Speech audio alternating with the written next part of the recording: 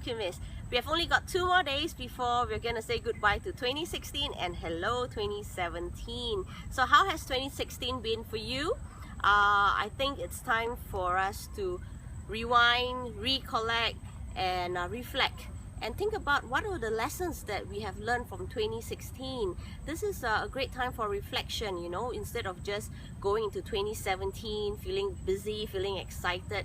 I think it's good to have to keep track of what has been your milestones, what you could have done better, or what you think you could improve on for 2017. So what are my 5 top lessons in 2016? I'm going to share it with you. The first one, in 2016, I learned that getting out of my comfort zone is actually very comfortable. Now, for those of you who have been following me and catching up with whatever I'm doing, you would know that I managed to finish my 2nd book in 2016. It wasn't part of the plan actually. It's only in April that I've decided to put this book together, and I'm so happy and so proud that I managed to have this book published in October.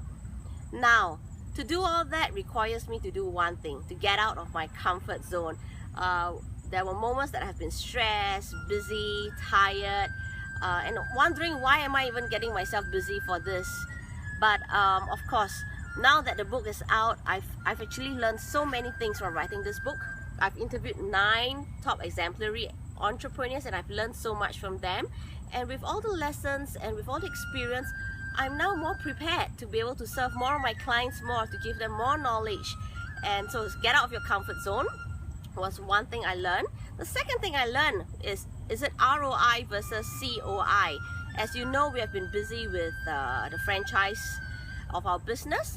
And in the franchise show, a lot of people just love to ask, what's the ROI of your business? What's the return on investments, their investments? And often I would just tell them, I think besides knowing the importance of what's your ROI, we need to know what is your COI. And by COI, I simply mean what is your cost of inaction. This year, I've got so many people coming to tell me, this is a difficult year, Selina, 2016. You know, there's so many things I want to do, I didn't get to do.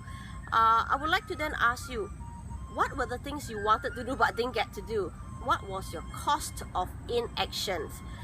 Because when you don't do anything, obviously nothing changes, right? The only thing that changes is by the end of the year, you're twice as frustrated and you're 1 year older.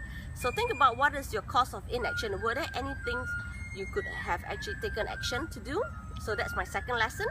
The 3rd lesson, I realized that you don't have to be perfect, but you have to be ready.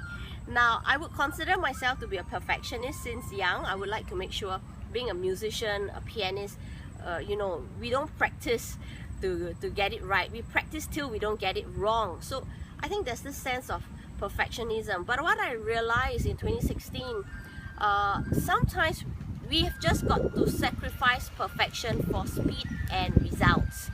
And that was what I realized, you know, if I just wanted to be perfect, this book probably wouldn't be out. So I think it's just taking action, being there and being ready when the opportunity arises. 4th thing I learned that expect the unexpected. I love helping my clients plan, strategize for the next year, 2017, 2016. But I also realized that we also have to open a vortex of curiosity and expect the unexpected.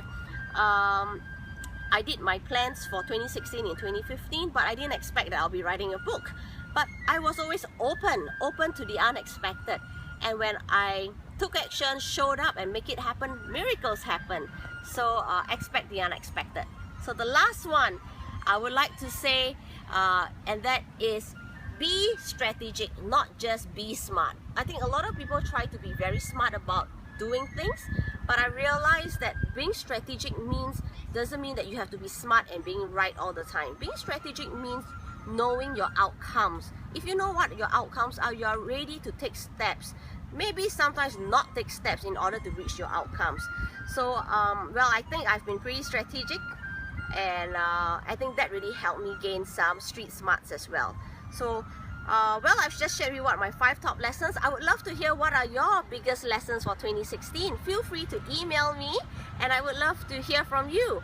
So I'm just gonna sign off now, wishing you a very wonderful few days left of 2016, and Be happy, be an inspiration, and be awesome. Thank you, Selina.